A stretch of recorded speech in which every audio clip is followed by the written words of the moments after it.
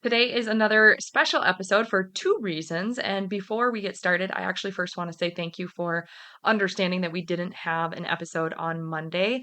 It is very much appreciated for the understanding. And I hope that as we go into this episode for the 100th episode, that you will enjoy it. So that is the first reason why it's so special, is because it is the 100th episode of the podcast. And I just want to take a minute to say thank you very much for being here and for listening. And we couldn't do it without you. So that is what I wanted to say first.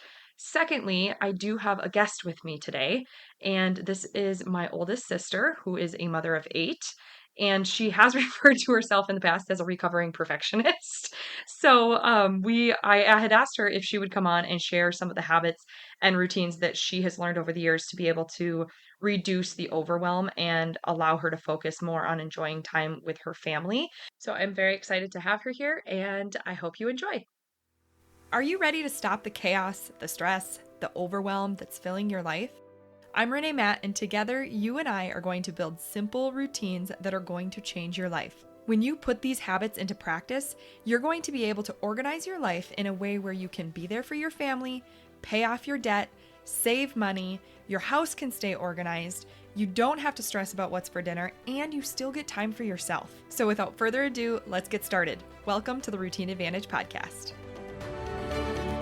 All right, so before we begin, we actually do want to just mention that we have had a very long weekend, a great weekend with family after our grandpa's funeral, but it has been a long weekend and we're very tired and our voices are very scratchy. So we did try to drink some tea beforehand to balance things out. But if you think that we sound weird, I apologize. But when I asked my sister to come on, I did want to just mention a previous episode because I had interviewed my mom previously, and I come from a family of 11 children, if you did not catch her episode. And that was episode 64 when I had asked her to share some tips on raising kids from a mother of 11. And so if you need to go back to that episode, you certainly can. And today I have my sister here, and I will first ask her to just share a little bit about herself. But the reason I really wanted her to come on too is because when my mom did it, she has a lot of older children, and a lot of our listeners are looking for those habits and routines to help them through their time in motherhood. And while routines and habits and systems work really great for so many different people, and no matter what stage of life you're in, there are a lot of mothers coming to this podcast. And while I think a lot of the routines that we have here can help them, I know there are more that are a little bit more nuanced that I don't have experience personally with. And so when I can bring somebody that has that experience, I think it's a really good learning opportunity. And I think a lot of the things that she will share today are helpful for anybody, even if you don't have kids. So, first of all, I will let her introduce herself. So, this is my sister Sarah. My goodness, thank you so much. That was a such a lovely intro. I'm Sarah. I am Renee's oldest sister. I have been married to my wonderful husband for 22 years. I have 8 children, as Renee said, and my youngest is 7. I cannot hardly believe that. And my oldest is 20, and my first 5 were born in less than 6 years. So I do know what it's like to have a house full of little ones. And that is definitely the time when I learned how important routine was. As the years have gone by, certain things have gotten easier, some things have gotten harder. But I will say, having those 5 kids in 6 years definitely taught me a lot. And we stay busy, so having routines definitely makes your life a lot easier. And we had talked about in the intro before this that you have referred to yourself as a recovering perfectionist. So with that too, like that has changed a lot over the years with your younger ones as well. 100%. I definitely recovering perfectionist. In my oldest is Evan, and he, like I said, he's going to be 20. Did I say is 20 or almost 20? Um, I Let's think 20, Okay, but he's so almost he's 20. almost 20. He's almost 20. And he recently told me that I've grown a lot as a person, as a kind of a joke, but he was serious because he remembers my extreme perfectionism. And as Renee said, I am a recovering perfectionist because I think about my early years, and yeah, I think I was a little extreme, and you can't go back in time. So I'm going to take it and be thankful that I was maybe a little extreme. But at the same time, I'm really thankful now that I'm not quite such a perfectionist because it makes things a little bit easier. You enjoy life more, your kids enjoy life more, and everything just seems to go a lot smoother Mhm. when you're not so worried about everything being so perfect. Yep.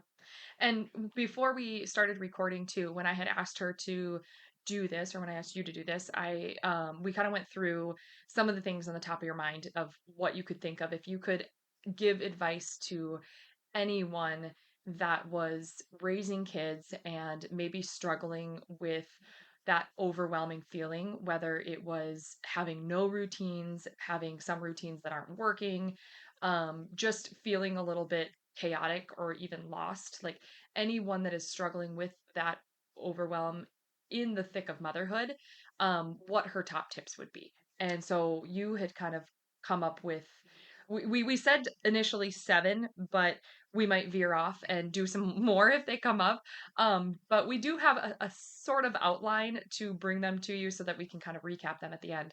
But yeah, as if you want to just start with the first one of what you thought of it at the top of your head.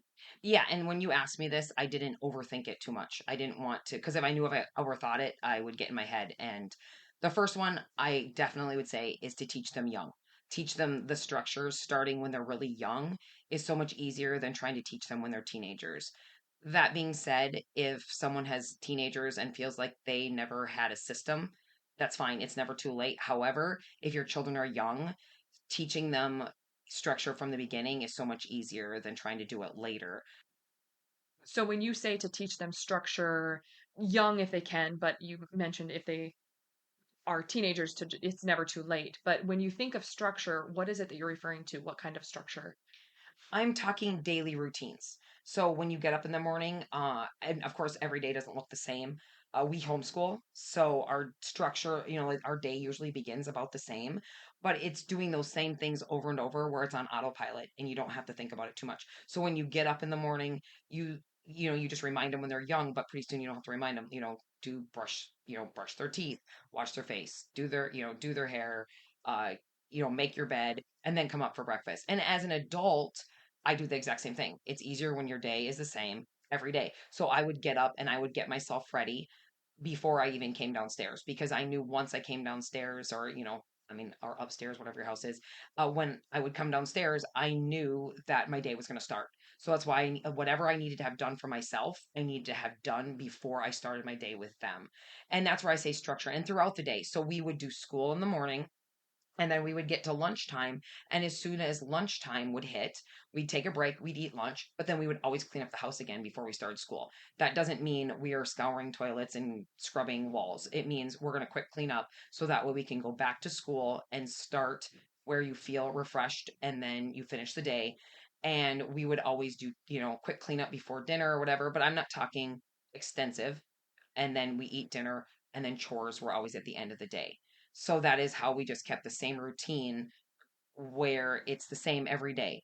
Not boring, but the same to where they know what to expect. I don't have to remind Yep. them. They just know what to do because they know I'm going to remind them, like, hey, everybody's time to, and we always called it quick spiff ups because Quick that spit. means spiff ups because that means we don't have to like deep clean, just spiff it up to where it isn't a mess. Yep. Like resetting the kitchen so that it's not a mess by the time you go back into it later. Yes, So, exactly. yep. Because there's nothing worse than going into a messy kitchen. Yep. And with the structure, um, do you find that it's similar because it's so basic when they're young? Like you just repeat those things early on, and then, like you said, they go on autopilot, and then it doesn't really change too much as they get older because they're such basic needs Exactly. that.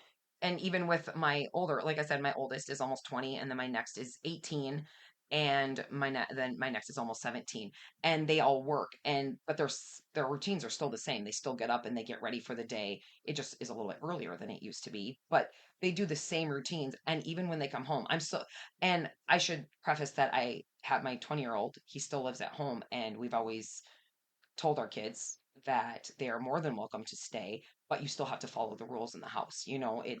It sounds so cliche, but our house, our rules. But he knows that, and he is And happy. expects that. Yes, and he expects that. He knows that those are the rules, and we're glad to have him, and he's glad to be able to stay home because he wants to be able to save money, and that's his goal. And so he's working, but he knows when he comes home, it's the same routine he's been doing for almost 20 years because Yep. we haven't changed it a whole lot. That being said, it's not like you say it's so boring. It's just it's basic. It's like as basic as brushing your teeth. And when you do the same things over and over, no matter how monotonous they feel, especially when they're young and you're tired and you don't want to do it anymore, it's easier when they do it each day over and over, where it's just what you expect, like brushing your teeth. You brush your teeth. It's not a choice, it's just something you do. And it doesn't become as much of a chore if it's just expected and it's just part of your day. It doesn't feel like it's as big of a deal. Exactly. It's Yeah. just the routine. And that kind of goes through to, you had mentioned something, it kind of goes to your second point. And you had mentioned that every day is not the same. So, what do you do when you have those routines, but you still want the day to be different, whether it's something that has to be different because of doctor's appointments or some sort of, activity for the kids or just anything just throws a wrench in your day and it's not exactly the same as it is every other day? When they were young, it's a little bit different than when they're older. We always have the routines of like when you walk out of the house and the house doesn't feel like a complete mess, you know you're gonna be able to come home to that. So it makes you feel like you can be more spontaneous. So then that means if something changes and someone calls and says, "Hey, do you want to go to the park?" Or, "Oh my goodness, you walk outside, it's gorgeous. Let's go to the lake or go to the pool." It's a lot easier when those things are all done to where you don't feel stressed out when you get home and you're not thinking, how many times when if you go out and you left your house a mess and all you're thinking is like, oh shoot, I have to go back to the house. The kitchen's a mess, whatever, the laundry's not done, whatever. It makes it where going out isn't as fun. And we did the little things like when they were young, I would always make sure that we had a bag of clothes for a bag with all an outfit for each of the kids. And I always made it just one outfit that was comfy enough for pajamas, but that wasn't horrid enough to where you wouldn't want them to wear it in public. So like I'm talking like the little like joggers or in a t-shirt, or if it's summer, shorts and a t-shirt, to where they could wear it if they needed a change of clothes, or if you ended up staying somewhere late and they needed a pair of pajamas, you didn't have to go home and have to get them ready for bed if they were sleepy or whatever. You could just go walk into the house. It's not destroyed, and you just go and you put them to bed in the clothes you're wearing. I even at one point when you can go get like 6 packs of toothbrushes from Walmart or the Oh, dollar store yes. for And they're cheap. super cheap. Yeah, and they're not like the greatest toothbrushes, but in that time of need when if you stay out late or whatever, you can even have them brush their teeth. And that's what I used to do. I used to have a tube of toothpaste and a Ziploc of new toothbrushes to where I could just, That's it smart. was just something I didn't stress about. So it wasn't like you had to go home, like I said, perfectionist. And like I couldn't put them to bed without them brushing their teeth. So I knew that they had to, it made me feel good knowing that that was done, but it was prepared. And this wasn't And it allowed stressful. you to still be spontaneous while needing to have those things in place. Exactly. And it was just that sense of control I really struggled with. And when I say recovering perfectionist, it makes me laugh when I say it, but at the same time, I really was a perfectionist. And if you're dealing with that as other moms, I know I'm not the only mom that dealt with that. To know that everything's okay. Things don't have to be perfect. In your mind, trust me, you are the one that's caring more than anyone else. But at the same time, routines do just make your life so much easier. But just to know it doesn't have to be perfect. I think a lot of people feel like people are watching them or what they're doing, and people aren't watching you as much as they are. And if they are, As much as you think they are. that's on them. Yep. Like it's fine. It's just, yeah, I don't know. So perfectionism is tough. So I feel really bad for someone that's dealing with it. But I really do think having the systems in place, and as you get older, you do figure out what is more important in life and you become a little bit calmer naturally. Mhm. So there's hope if you're feeling overwhelmed. There's hope that you won't feel like everything has to be perfect forever. And if you're the Yeah. opposite, I, that's okay too. I was just going to say, and it kind of goes on the flip side too, because even if you aren't a perfectionist, if you are just overwhelmed in general because you don't have the structure, putting these into place allows you more to be more spontaneous because they're now in place and you don't have to stress about everything that's not getting done because Correct. you're overwhelmed. Yes, So it works on both sides. exactly.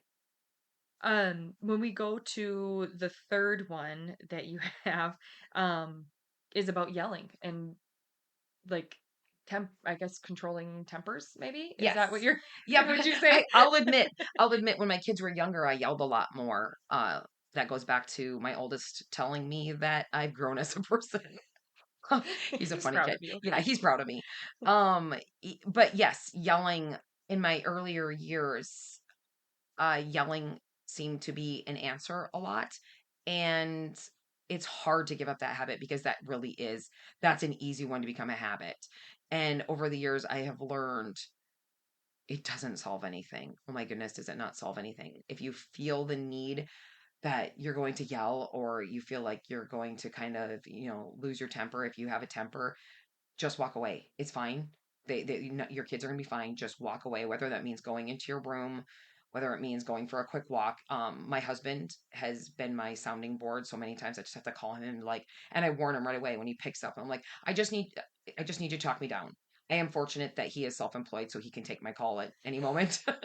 So, and I sometimes, and if it's not your husband, maybe you have a friend that can talk you down, and you just need to ramble out, what you're upset about. And then if you have somebody that can be your sounding board, And that give good go advice. and give good advice. That's very Yes. important. Yes, that is really important. Don't go to the friend that is dramatic, that's going to just make your situation even more elevated. Everyone needs that friend that or husband to that can talk you down. Renee would have been a good one to call because she's a lot calmer than I am. So she would have been that one that I would have been able to call Renee and be like, okay, and then she can talk me down. And you want to be that person too. Even if you're a natural yeller, it's nice to have those friends that can, talk each other down. And that is really important to have those people in your life. But it really doesn't do anything to yell. So when you'd walk out of the room, take a deep breath, call somebody if they need to talk you down, go for a quick walk, whatever it takes, and then start over. And don't be afraid to tell your kids you're sorry. That's a huge one. A lot of times people have a hard time saying, I'm sorry, but your kids need to know if you yelled or you were out of, said something or did something or whatever that does not match the crime, to not be afraid to say, I'm really sorry. And definitely gotten better over that over the years too. But kids definitely need to hear it because they will model our behavior. And if they see us saying, I'm sorry for acting like this, they're going to be much better about doing it in their lives, especially as they get older. I think that's a hard thing with some people too, is because as a parent, you probably don't want to appear that you made a mistake so that it feels different to apologize to your kids where it's like, well, I don't have to do that. But you do have very good relationships with all of your kids and Oh, you can thanks. see that they still respect you and listen to you, but they also have fun with you guys. Like they enjoy being with you. And I think that is a huge thing to say when you have teenagers. Oh, I mean, that they want to be spending time with you. oh, that's So sweet. there's something to say for for what you're building. Oh, that's really sweet. I appreciate that. Yes, we have a house full of teenagers. We have 5 teenagers. So, like I said, those 5 kids in 6 years, they're 13, almost to 20 right now. And oh my goodness, my 13-year-old will be almost 14. Oh my goodness. I don't really know how these years go so quickly. But yes, saying sorry, it helps you model it for them because saying sorry is hard and it is harder for some people than others. But we need to be able to man up and apologize to our kids when we do something wrong or, are out of line. And there's been times where I will even say to the kids, I am sorry that this is the way I reacted. I'm not saying what you did was okay, or I'm not saying I wasn't upset because, XYZ happened, but I'm sorry that this was the way I handled it. Hmm. And I do, I do really think that, does affect them long term. Yeah. And they also see that as another communication piece, which again ties into your next one, where you're flowing these very nicely. Because you were talking about how big communication is, so not just with your kids, but also with your spouse. Absolutely. In fact, this should be, I would say the first tip would be to teach structure, and this should have been my number two, I is say well, these are in no particular yes, order. definitely no particular order, because good communication with your spouse. Uh, we all can't read each other's minds. And sometimes you need, I shouldn't say sometimes, oftentimes you need to just say things the way it is. I am very thankful that Justin listened to me one day when our kids were really little. Our kids were probably, they were all in like toddler age. They were young. And Justin was sitting, and I don't even remember what he was doing. I don't remember if he was watching a movie. I don't even remember what he was doing. This was pre like when phones were a big deal. So he wasn't on his phone or anything, but it was something like that. And one day I just couldn't handle it anymore. And it was one of those things that you just expect them to know. And I was feeling irritated and irritable because I still had so many things to do. And he was sitting, and I just told him, and I didn't yell. And like I said, I do struggle with, yelling, especially in the early years.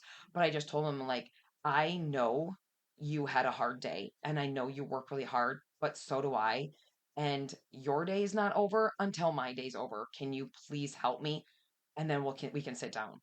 And it was like a light bulb went off, and he didn't know. He didn't know I was feeling He that never way. thought that He didn't through of that you needed the time. Exactly. He didn't know I felt that way. So instead of just getting angry inside and being irritated that he didn't know, I just said that to him, and I truly feel like that day was a turning point, because I am really, really thankful that he's always very willing to help. Because when his day's not over till my day's over, because Mhm. we do like to sit and relax together in the evening, whether that means sitting in the living room with the kids. Our kids have done karate for years, and sometimes our evenings mean we just sit and watch them do karate in the living room, or if we go sit and watch TV or whatever.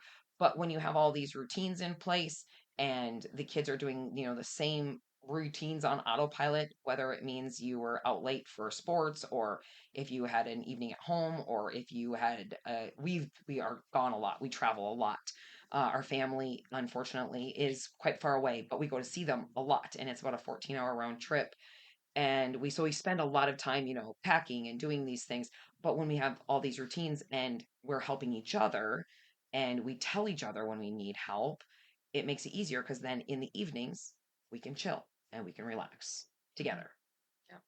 And that is a really important thing too when you're building a family, whether they're little or older, to not always be busy doing things and feeling like you're always doing chores or you're always doing tasks, and being able to just sit and relax and spend quality time together. Exactly. And sometimes I think people think I'm crazy when they hear that, we pick up, after lunch, and, quick spiff up before dinner, and then you do chores at night. Like, oh my goodness. But they're quick, because if Yeah. you stay on top of it, it's a lot easier to quick spiff up a job, three times and then vacuum at night, than it is to wait till the end of the day when everything feels like a madhouse and it's destroyed. And then you have to start, you feel like you're starting from ground zero. Yeah. And it's just easier when it's just quick cleanups, and it makes it so it's not so overwhelming. Yep. And that, what do you do for jobs? Can you kind of explain that whole part? Because I I swear we didn't script this, but she is flowing very well into this. Because your next one is about like reward systems and chores, and that reward systems might not be the answer. So, can you talk about Yeah. that and explain that a little bit? Okay, so I am not a big person on reward systems, in the Which sense are of, really common which are really common. And I'm not even saying I haven't tried them. I've tried them. I've done the charts. I've done the wheels. I've done the, whatever, stickers. the stickers, the allowance, the this for this and this for that, and the sticks, and there's so many different reward systems. And do you know what? If they work for you, more power to you, but I'm giving you permission, if they're not working, to let it go. And through the years, we did figure out they don't work for us. It caused me more stress to remember this and to remember that and to keep track of that, especially in a bigger family where I'm not doing it for one child or two children. I've got eight of them, where it just felt like it was more of a hassle. Like, let's just get your stuff done and be quick. We're a family. We work together. Not saying we don't have any rewards because my kids know that when their stuff is done at the end of the day, meaning whether that means they came back from an activity, whether it, like I said, whether we have days at home, whatever was going on, when we get it done, there's no screen time that, outside of like school, because like I said, homeschooling, we use screens, but there's no like play screen time or TV or anything. No earlier than 7:30. So my kids know there's no earlier than 7:30 and your things need to be done. So if your things aren't done, don't ask me to, if you can go on screens. And to them, that's a good enough reward. But at the same time, we've always just stressed we're a family, we work together. Just everybody get their things done. I don't change jobs a lot. We do, so I will divvy up jobs throughout the whole house, and then they keep them for months at a time. It is not uncommon for 3 months. I think we probably even made it to 6 months where everyone has the same job and we don't change them. And it used to be where we would change them every week or every 2 weeks. And I know a lot of families do that. And back to, if that works for you, more power to you. But in our house, it just didn't work because when someone, so say when Jack, he's 16, he's almost 17, if he has the living room, he will keep the living room clean. If you're going to do that job over and over, he's going to make sure he keeps the little things clean, the things that, that might pile up or the things you don't think about. You're keeping those clean because it's easier to just do that same job and just get it done.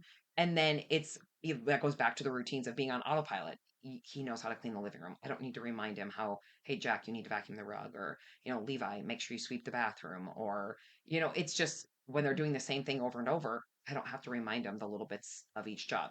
That being said, when we switch jobs, then it might take some reminding of, hey Desmond, don't make sure you don't forget to, wipe this off, or, Yeah. you know, And I guess when you extend the time frame too, you don't have kids like if it's every week, you don't have kids kind of shoving things in the corner or waiting until the next kid it flips to the next kid and then it's like, well, it's not my job anymore, even if they eggs. did have it done. Exactly. Because I will say that definitely did happen in our house. The kids aren't perfect, that's for sure. I could have seen myself doing that when we Yeah, were little. yeah, like, oh, don't worry, Trisha's gonna get this job tomorrow, so we'll just won't do it that So, well. Exactly. So that is very true because when they keep them, they are more likely they know what to do. And yep, you they're can't get away with responsible. hope, like hope mom didn't notice that I just shoved a bunch of things under there because, it'll be Trisha's job in 2 days. It's Yep. definitely, yeah, not, it does avoid that issue. So, as you were talking about chores, so if people are, I guess so many people have raised kids at different levels. So you have older kids and like kind of that middle age range. When did you start giving them chores and what kinds of chores did you give them? Like what's age appropriate in your eyes for based on what your kids were doing? Like what are good chores? If somebody does not have any idea what kind of chores to give their kids, what are some of the things to do? Okay, so my kids started chores really young. Like I said, we have 5 kids in 6 years. It would have been a very overwhelming, if, and I shouldn't say it would be. It was really overwhelming when I tried to do everything by myself. And so I started them pretty young, where kids are so much more capable than we give them credit for. They they are capable of a lot. And so my 2-year-olds would be responsible for just helping pick up the toys. So it didn't have to be anything extreme. They can make their own beds. 2-year-olds, when they're little, they're completely capable. It might not be neat, but they are completely capable of hanging a shirt on a hanger. You might have to rearrange a little bit as you put it in the closet, but I used to also give them the dust rag. Is it the best dusting? No. But you could It's just give probably them, better than mine since I yeah. hate dusting. I'm not gonna argue with that. I don't really like dusting either. So like little things like that up to when they can start unloading the dishwasher. My younger two, like I said, my youngest is 7, and her name is Scarlett, and then I have Malia right above her, and they're only a little over a year apart. So Scarlett and Malia are 7 and 8, and they're capable of unloading the dishwasher. Anything they can't reach, they'll put on the counter, and then they'll ask somebody to put the plates up or whatever. But they're capable of the silverware, and anything that they can reach, they know they can put it away. And it's not uncommon for me to say, hey, Desmond, Scarlett, and Malia, unload the dishwasher, because then they can all, between the three of them, they can do it in 2 seconds and it's done.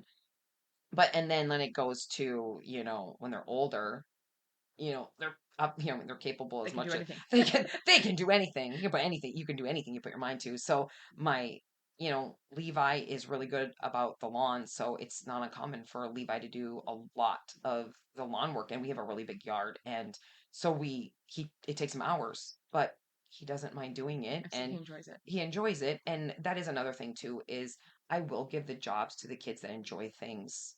And in fact, it wasn't uncommon for my kids to say, well, they don't do it very, like, I don't want to do that one. I don't do it very well.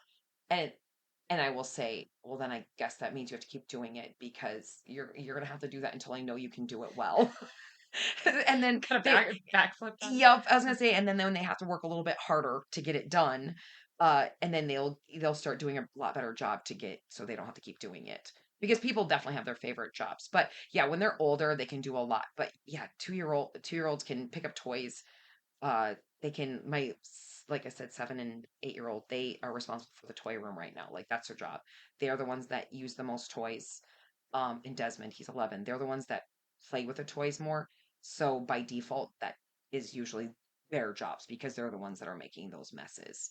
Yeah. And then as they get older and they have jobs, and you realize they're not always there to do their jobs when you need a quick spiff up. So Like when they have outside jobs outside to jobs, do yes, thank chores you. at home. Yes, thank Okay. you. When they have a paid job outside, they I have learned not to put jobs on them, chores, I should say, chores in the house that are something that need to be done often. Or so, say, you would ne- my kids split up the kitchen, but say, like, I would never give my working teenager the kitchen to clean, because then they're not there, even there to do it. So as they So got it's just setting them up for failure right Yes, away. exactly. So when they did it, so it sounds easy, but like gathering garbages through the house, like, that is someone that is a working kid. That can be one of their jobs. The downstairs entryway doesn't usually get very messy. So, I mean, winter it does, but in the summer, when you're not, pulling out jackets and snow pants and everything, that's a good job for the working, the kids that are working outside the home, because when they get home, that isn't destroyed by the end of the day. Hmm. Even bathrooms are like right now, Jack and Catherine have bathrooms. Excuse me. Evan and Catherine have bathrooms. I shouldn't totally say So Jameson has a bathroom too, but like they just, the ones that are working, they can come home and they can do the bathroom. A bathroom only needs to be, wiped down and cleaned or whatever once a day. It's not like you have to go and spiff that up 3 times a day. Or right. gosh, You I hope not. hope not, because but at the same time, some days I suppose bathrooms do need to be cleaned that many times a day. But those are the type of jobs that we will give the kids that have jobs, or paying jobs outside the house. I should use the So word when chores you instead of jobs. so when you say like that some of them have the dishwasher or the bathroom together, do you often pair them together where it's almost like teamwork that they're both responsible to getting it done? It doesn't matter who it gets done, or do they pretty much have control or they're responsible for one specific room and then there's just maybe multiple rooms. So there's maybe multiple bathrooms that they each have one, but it's a specific one. Or do they actually share jobs or No, chores? no, Chores, chores. chores. I gotta change my words. Um, they each have their own chores. The only job that they divvy up and they work together is the kitchen. Okay. Uh, and so, like, yeah, no, like, if they have a bathroom, I'm such a Minnesotan. I live in North Dakota, but I still have that yeah, no on me. You just hear me say yeah, no. Or maybe it's a North Dakotan thing too. But Yeah, it's probably both. they have their own chores. The only time I pair them up is when they're really young. So Scarlett and Malia would get paired with older ones. So I would put them with like Jack and Catherine, or Jack and Levi, or Evan, and they would pair up and they would help them. So whether that means they were, wiping something down, or I kind of left it up to the kids, whatever they wanted them to do. But then it kind of just taught them. But as soon as they were capable, then they started, getting That's smart. their own jobs. And I write them down too. They're on a chalkboard in our schoolroom, and I just write them out and put the jobs right on their chores that they have. But no, the only one that they divvy up is the kitchen, because that's a tough one, because the kitchen is harder. It takes more It's time. used a lot It's more. always being used. So, and I didn't do this.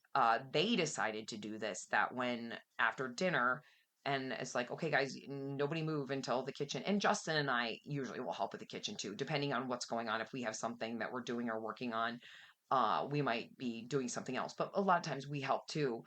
But the kids started divvying up jobs where they're like, as soon as, we're finished with dinner, one will be like, I have the floors, I have the dishwasher, I have the Claim it. counters. They claim it right away. And usually that works really well. Every now and then you got to call people back in and like, excuse me, who had this, but most of the time they did that on their own. That wasn't my favorite way to do it. I'm one of those people like, just clean the kitchen, just clean it together. Like, Yeah. put things in the dishwasher, wipe off a counter if it's done. But for them, that works. So I'm not going to complain because most of the time I end up with a pretty clean kitchen. Yep. So they pretty much sort out now that they are old enough. And you have enough jobs for them because I suppose it's helpful having eight that they don't end up with a lot of jobs. No. So that is helpful too. So if you only have a couple, are there I mean, this won't be the same for every household, but are there, if you could pick the top three that it's like, I don't personally want to do these, like your own opinion, not for anybody else, but your own opinion, what are the three that you would have others do if you could just take three off your plate?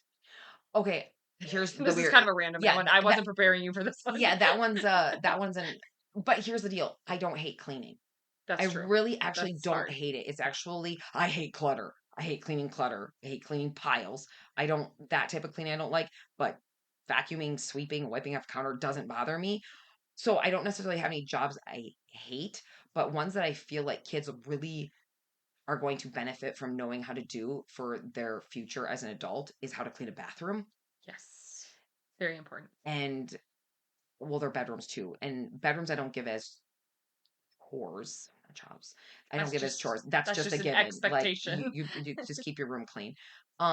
But and that being said, I don't want to make my children sound perfect. Their rooms are not always clean. I do have to go in and remind them. But people need to know how to clean a bathroom, and that because in adulthood that will go far if you know how to clean a bathroom and to clean out a kitchen.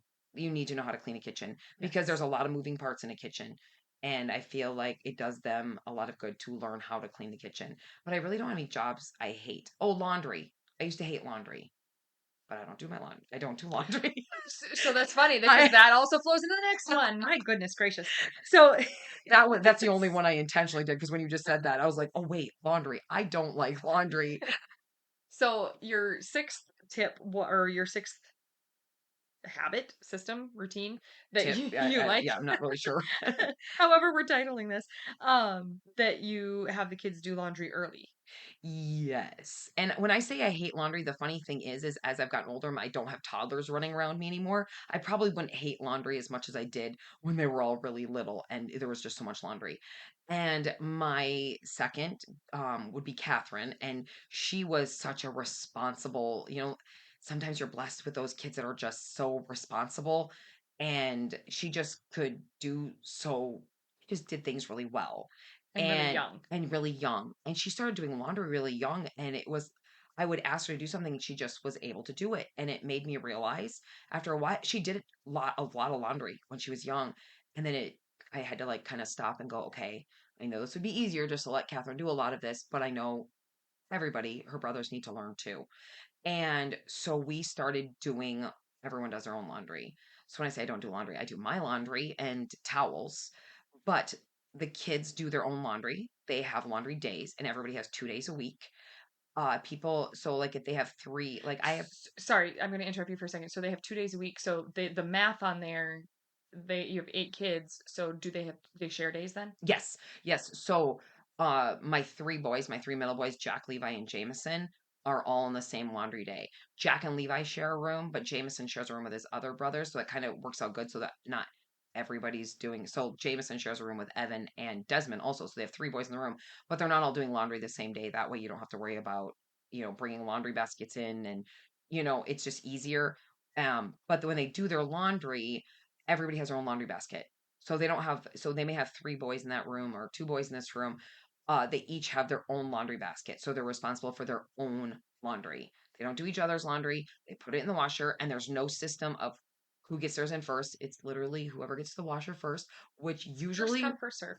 usually results in them getting them in pretty quick because they want to get their stuff, get their laundry done first because laundry, And laundry doesn't mean you put it in the washer and wait for mom to switch around. You put it in the washer, you put it in the dryer, you pull it out, you fold it, you hang it up, you put it away, and your basket goes back in your closet. And that's part of chores. So, like, if you need to have your stuff done at the end of the day in order to get screen time, if your laundry day, that was part of it. And over the years, this is where perfectionism is hard because watching a child fold a shirt or fold something is enough to make you go a little crazy. Even if you're not a perfectionist, that's pretty hard to watch. So I learned very early we hung everything. We don't hang pants. We put our pants and our pajamas. They each have a pants drawer or shorts drawer and a pajama drawer, and then they have their socks and underwear in another, in another drawer in their closet. But everything else is hung. Like all their shirts are hung because even a It's two just year old easier. 2 year olds can put things on hanger. I don't have my 2 year olds do their laundry, by the way. But you can put it on the hanger.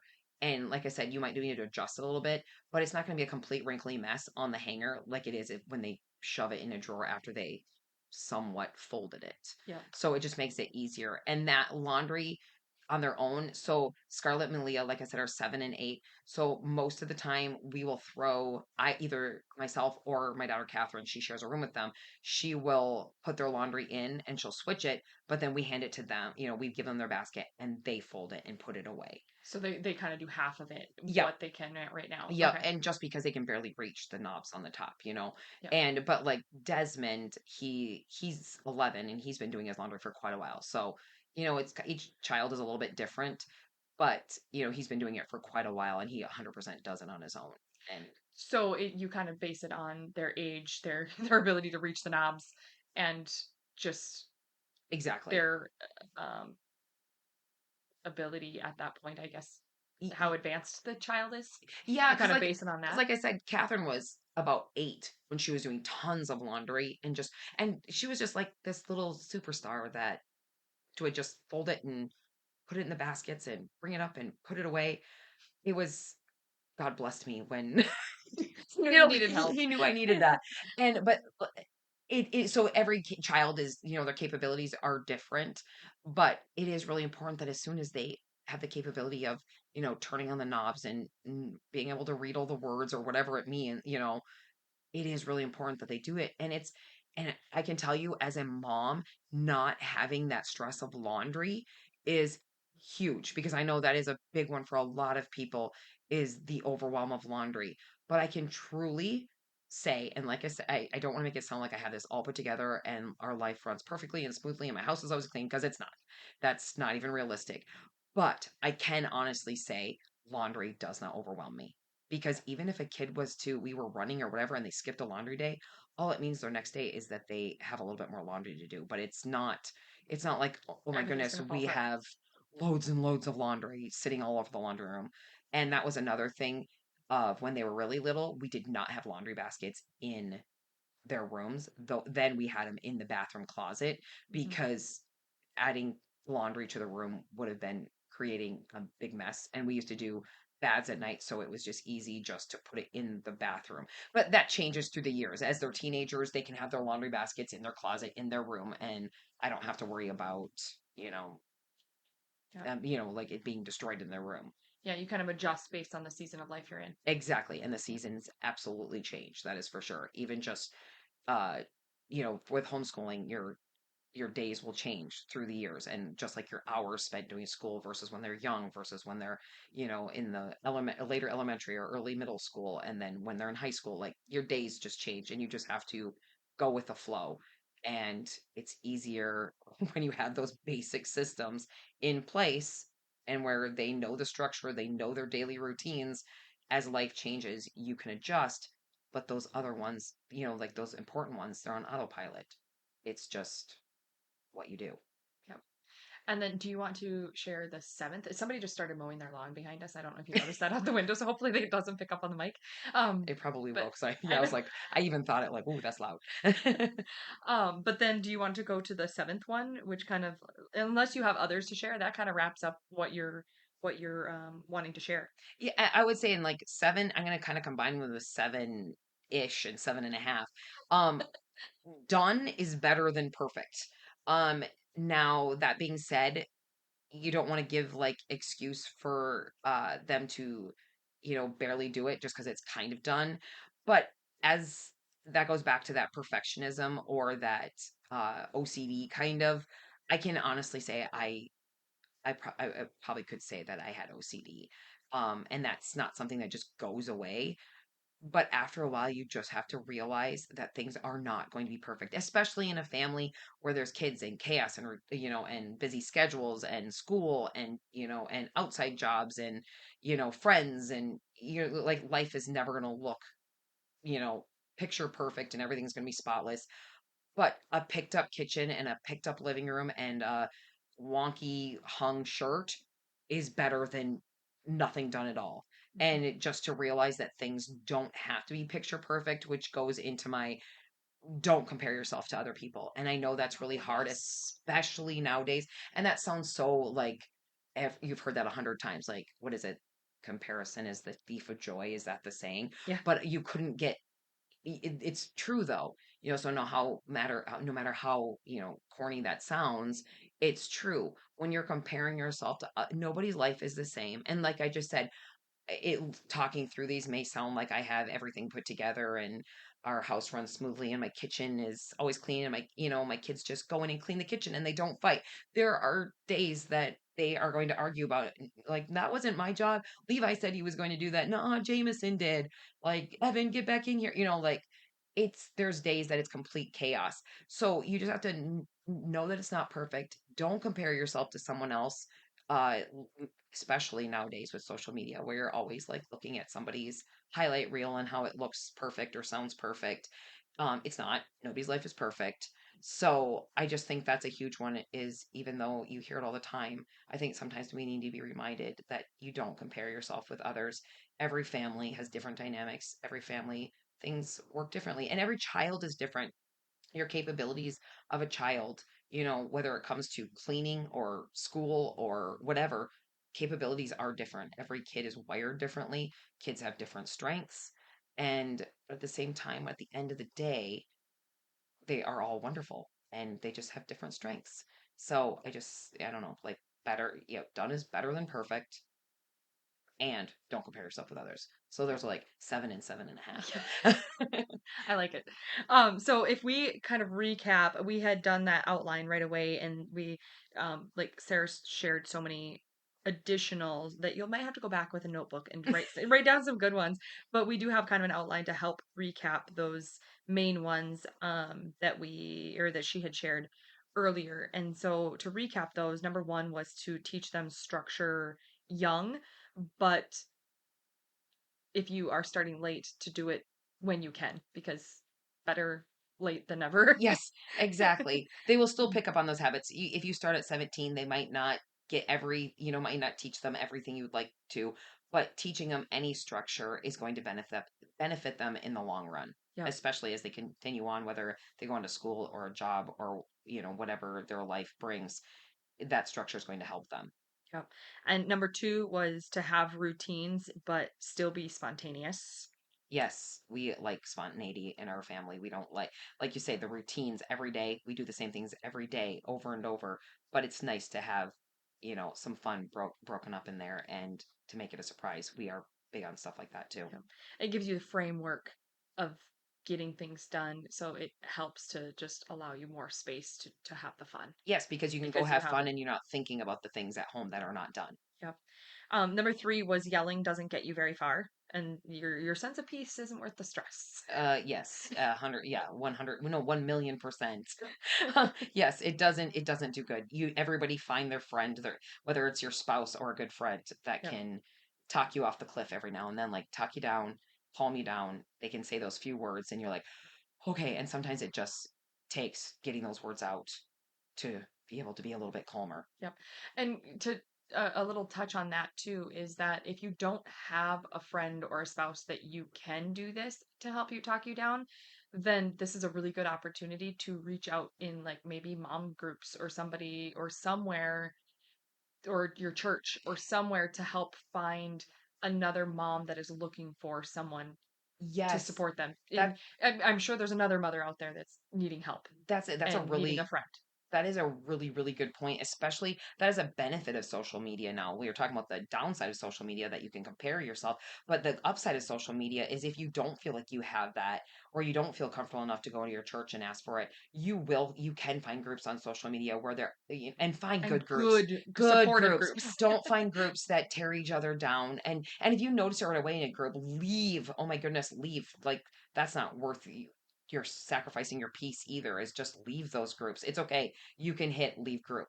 I've done it many times. And when you see You so have much permission. negativity, yes, I give you permission to take, go to that menu bar and hit leave group.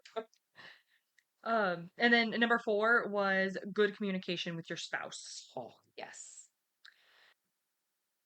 And then number 5 was rewards systems might not be the answer, and to do your work as a family unit and not to change those jobs often when you find it. Yes. And we were just saying before we even started, we were talking about how some people feel like if their reward systems, if they're not working, they feel like they're failing. You're not failing. It's just not the reward system. It's the reward system's fault. I will let you blame, and it's true because some reward systems just don't work, whether it's for you as a parent because you can't keep track of it, like me, or some kids are not driven by a reward system, or you'll end up getting the pushback of they're not happy with the rewards or like it's just one of those type of things. And so if the reward system is not working, you are not failing, the reward system's just not working. Yeah. And yeah, even if it's working for your best friend and their family. Exactly. And every family is different. That goes back to every family is different. Every family, the dynamics are different. Yep. Different things work for different families. Yep. And then number 6 was to let your kids do laundry early. That is definitely one of the basics that they will need when they're an adult. Like it's very sad when somebody goes to college and has absolutely no idea how to do their laundry. I just heard this story last week and I won't throw anyone under the bus, but someone was just telling me that when their daughter graduated, she did not know how to turn on the washing machine. Yep. And this particular parent, it was her youngest, and she felt bad because her daughter didn't know how to do laundry. And they were a large family too, but you get into, when the kids get older and you don't feel the overwhelm of toddlers, it's easy to do more for your kids. And I'm not saying that that's a bad thing, like, oh, don't do anything for your kids. I'm not saying that. But it is important that they learn how to do these things because we're doing them a disservice by not teaching them these things because it is important in life. Just Mhm. like what's the percentage of kids that they say don't know how to boil water when they go off to college? Like, let let's give them the tools and the tips and the tricks to know how to do all these things. So when they leave the house, they feel like confident adults and not feel lost. Yeah. Like, oh my goodness, why do I not know this? Because not They only feel stupid almost. yes, Yeah. yes, and you don't want to do that to them. So I think some people might think I we make our kids do. Oh my goodness, you make your kids do so much, but I It's don't for their feel own good. yes, I don't feel guilty for it. It's not like I'm sitting on the couch twiddling my thumbs while they do it. I'm busy too. And that's important too, I think. I didn't even mention that is for your kids to know that you're working hard too. We're not sitting around doing nothing. It goes back to that family unit and whether that means we're out gardening or if Justin's out doing the lawn or doing something for work or whatever, we're all working together. And that goes back to not just Justin, where your day's not done until my day is done. It's for the kids too. You know, our day's not done until their day is done. Like we all work together. Yeah. And I should have mentioned that actually because Well, you did. now I did. You did now. Yeah, so you're all working together, and so half of you aren't relaxing while the other half are Yeah. working. Like you're 'Cause all doing it until it's done, and then yes. then you're relaxing and having fun as a family. Yes, and then with that goal of like whether you want to go, go play a game or watch TV or whatever, or we have some kids that love computer games, and they know that when they have a reward at the end, but that's not necessarily a reward chart that's taking you all day to fill out. Yeah. Uh, but they know that reward of just being able to sit and relax or do what they want to do, is a reward enough, and that goes for us too, like because we like to sit and chill too. Yeah. And the number 7 was done is better than perfect. Yes. And 7.5 to not compare yourself to others. Yes, and I think that one is one of almost as good as communication with your spouse is to just know that just because your family unit and what works for you doesn't look like your best friends or your sisters or your neighbors, that's okay. If it works good for your family and is working well, good for you, because Yep. we all don't look, it doesn't look the same. And if it's So not don't working, compare. to test it and tweak it Yes, and and it's okay. try to new things. And that's a huge part, is like, don't feel like you have to be committed to something forever. It reminds me of homeschooling. Like, if a curriculum is not working, it is okay to switch it. You are not stuck. If you all hate it and it's not working, then stop. Find something that works better. Hmm. Works better for you. That goes back to, that same curriculum might work that amazingly for your best friend. It doesn't matter if it's not working for you. Yeah. All right. Well, I think that wraps them up. And yeah, thank you for coming on and taking your time. She's very busy. She's literally traveled from North Dakota, from the other side of the state, to the other side of the state of Minnesota to bring me home and to record this podcast for you after a really long weekend. And I know you're tired, and I appreciate you being here. Well, I am happy to be here. It was an honor. Thank you for asking me. I don't feel qualified to preach on this, but I appreciate it, and I it was humbling to be asked.